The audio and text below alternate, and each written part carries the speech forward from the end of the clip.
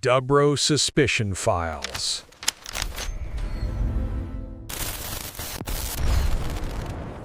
Okay, let's unpack this. The tragedy of Jonestown. It's one of those events, isn't it? Referenced constantly, but often profoundly misunderstood. It really is. The scale, the horror, it's Yeah. often flattened into a catchphrase, really, ignoring the deep complexity, the politics behind it all. Yeah, and it's such sensitive material. Deeply complex, so we need to approach this carefully, with historical accuracy, definitely, but also, with respect for the victims. Absolutely.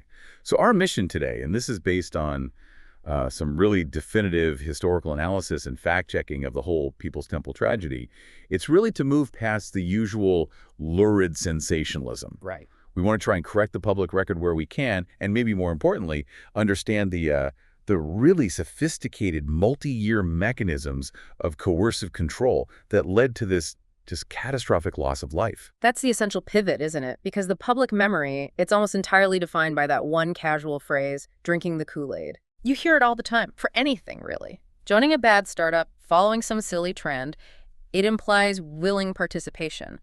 But the sources we're diving into today, they prove that narrative is, well, it's fundamentally inaccurate. Deeply inaccurate, and frankly, deeply disrespectful to the nearly 1,000 people who died. Yeah, it suggests everyone was on board, everyone was willing, when the reality was panic, resistance, and, let's be clear, outright murder.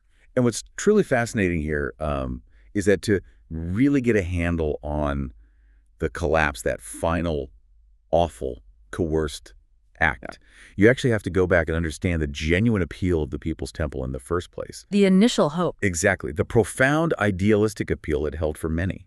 We need to trace the organization, from its very beginnings, its foundation of radical hope in the segregated American Midwest, all the way to its total descent into paranoid, forced isolation down in the Guyanese jungle. That transition, it's huge. It's immense. From a movement genuinely seeking social justice to essentially a captive population facing annihilation. That arc, that's the core of this tragedy. Okay, so let's start right there, where the myth and reality really diverge. The genesis. Because when people think of Jim Jones, they probably picture him, wild-eyed in the jungle somewhere. Right. Isolated, maybe a bit mad. Yeah, they don't picture a respected civil rights activist in Indianapolis back in the 1950s. Exactly. And the start of the temple, it confounds a lot of people for that very reason. It wasn't some fringe entity from day one. The church's initial stance, especially for the American Midwest in the 50s, was its absolute commitment to racial integration. That was highly radical. Incredibly radical for the time and place. Jim Crow laws, segregation, that was daily life. Profoundly dictated daily life, yeah. And Jones offered something tangible, something real in response to that systemic failure. And it wasn't just a standard church or even just a political group. He cooked up this really unorthodox mix, didn't he? He did. The sources call it an idiosyncratic blend. On one hand, you had this charismatic Pentecostalism, think public faith healings, drawing big crowds, lots of fervor. His showmanship. Definitely. But he combined that directly with this fiery utopian political ideology. He called it apostolic socialism, or sometimes just, communism. Wow. Faith healing and communism, that's a combo. It was a potent blend because it addressed both the spiritual needs and the very real material needs of marginalized people. So the temple, it attracted this deeply loyal, multiracial following pretty quickly. But its base, its core, became disproportionately African American. Why was that? Because it offered what people genuinely saw as an escape from pervasive racism, from economic persecution. It was seen, at least initially, as a real force for social justice right there in Indianapolis. And that context, it's just vital, isn't it? The sources really paint a picture of palpable hope, a sense of belonging that the temple offered early on. There's that really poignant story from Hyacinth Thrash, a survivor.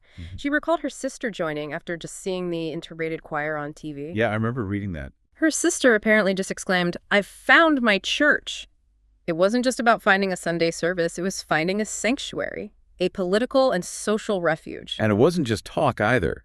Jones was visibly involved in anti-racist work, leading protests, opening soup kitchens, doing things. And this local influence, it wasn't just among the disenfranchised. It was solidified, legitimized by the establishment. How so? The city government appointed him executive director of the Indianapolis Human Rights Commission. Wow. So he was part of the system in a way. An established, legitimate civic leader. not some, backwoods preacher shouting on a street corner. This legitimacy is crucial to understanding how he gained traction. So if you look at the source material, that initial appeal, it was a direct response, a tangible solution almost to the huge failures of 1950s, 60s America regarding race, regarding poverty. Absolutely. And the people who joined, scholars point this out, they were often amazingly normal, highly idealistic people just looking for real systemic change. Not dropouts or fringe elements necessarily. Not at all. And that's the crucial, often forgotten starting point. When we get into the coercive tactics later, it's so important to remember these were people who often sacrificed everything for an ideal they truly believed in. A utopian, racially fair society. They weren't looking for something weird, they were looking for justice. Exactly. An organization that promised to be genuinely free from racism. And that high level of idealism, that deep desire for change, unfortunately, is what made them such perfect targets for exploitation down the line. #TAG the California Shield. But that idealism, it couldn't protect Jones from himself, could it? His ambition, his paranoia, it kept escalating. And when the media scrutiny started getting too hot in Indianapolis... He moved. Relocated the whole operation out to California. First to Ukiah, up north, and then expanded rapidly into San Francisco and Los Angeles in the 1970s. And California. That's where his political influence just exploded, right? It wasn't just growing, it got professional, it soared. Oh, absolutely. He was, a political operator, maybe deeply disturbed internally but externally. A genius in terms of public relations, cultivating influence. He successfully ingratiated himself with politicians and the press. In San Francisco especially. Yes, the progressive, very competitive political scene in 70s San Francisco was fertile ground. He forged these high-level, very public alliances. We're talking Governor Jerry Brown, Mayor George Moscone, Assemblyman Willie Brown, who later became mayor himself. Big names. And this wasn't just shaking hands at events. It was more transactional than that. Highly transactional. Utterly pragmatic, even cynical. San Francisco politics back then, races were often decided by knife-edge margins. And Jones offered politicians something incredibly valuable. What was that? A formidable political tool. The ability to mobilize instantly a large, dedicated, and crucially racially integrated congregation. Foot soldiers, basically. Dedicated foot soldiers. The temple could bus hundreds, thousands of people to rallies on short notice. They could pack political meetings, ensuring Jones's voice or his allies' voices were heard. They executed these rigorous get-out-the-vote drives in tight races. So for a politician trying to win? He was gold. Jones became the ultimate power broker for certain progressive candidates. He could deliver thousands of guaranteed, highly visible votes. Just like that. Okay, so what did Jones get out of this symbiotic relationship? Immunity. That's the simple answer. This political access, these powerful friends, they provided him with a critical shield.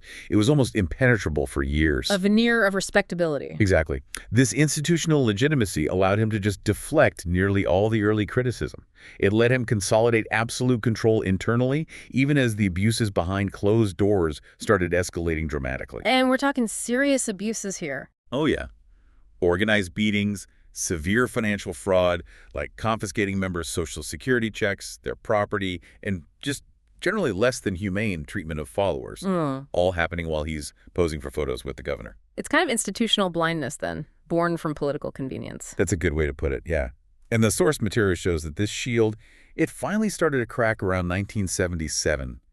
Media scrutiny was building, mostly based on allegations from former members, people who'd managed to get out. And it culminated in that big expose. That's right.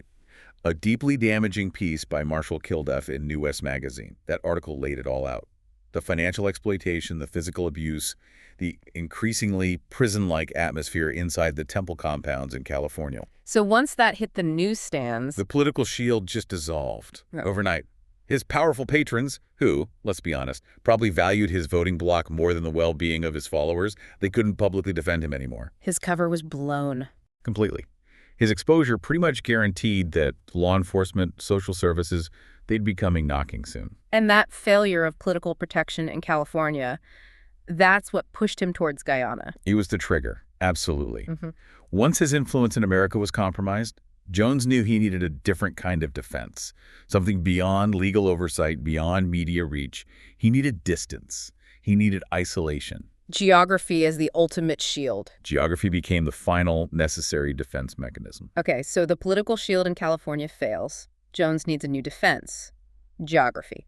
So, fleeing the scrutiny, the potential legal action, 1977, he initiates this mass migration. That's right. Nearly 1,000 followers relocated lock, stock, and barrel to this remote spot in Guyana they called the People's Temple Agricultural Project, Jonestown. Why Guyana? Seems like an odd choice on the surface. It was highly strategic and very revealing of Jones's core political narrative, actually. Several reasons. One, it was English-speaking. That simplified logistics immensely. Okay. Two, it was politically non-aligned during the Cold War. That meant it was far less likely to cooperate with the U.S. government if they came asking for extradition or wanted to investigate. Makes sense. Get out of U.S. jurisdiction. Exactly. And third, crucially, Guyana was a black majority country. Jones hammered this point home constantly. It reinforced the temple's whole anti-racist back to Africa appeal.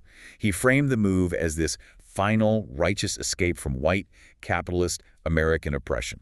So the pitch to the followers was pretty grand, I imagine. Oh, it was utopian. This was sold as the ultimate fulfillment of the temple's original promise, a self-sufficient, egalitarian socialist paradise, free from American corruption, free from racism, free from the threat of nuclear war that Jones was increasingly obsessed with. The promised land, literally. The promised land. But the reality, according to testimony from defectors, from the few survivors, profoundly different.